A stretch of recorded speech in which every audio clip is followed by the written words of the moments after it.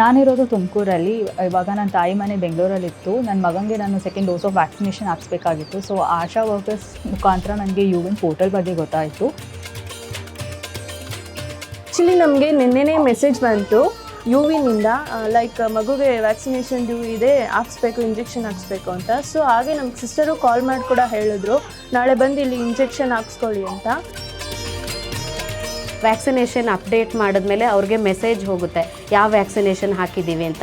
ಮತ್ತು next vaccination ಬರೋದಕ್ಕೆ ಅವ್ರಿಗೆ ರಿಮೈಂಡರ್ ಮೆಸೇಜಸ್ ಹೋಗುತ್ತೆ.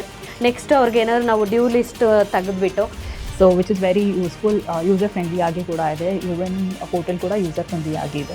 ನಾನು ಇವತ್ತು ಕೂತ್ಕೊಂಡು ಏನು ಹೇಳ್ತಾ ಇದ್ದೀನಿ, ನಮ್ಮ ಸರ್ಕಾರಿ ವ್ಯವಸ್ಥೆಯಲ್ಲಿ ಪ್ರತಿಯೊಂದು ವ್ಯವಸ್ಥೆಯಲ್ಲೂ ಯುವಿನ್ ಪೋರ್ಟಲ್ ಅಂತೂ 100% ಸಕ್ಸಸ್ಫುಲ್ಲಾಗಿ ಮಾಡ್ತಾ ಇದ್ದಾರೆ.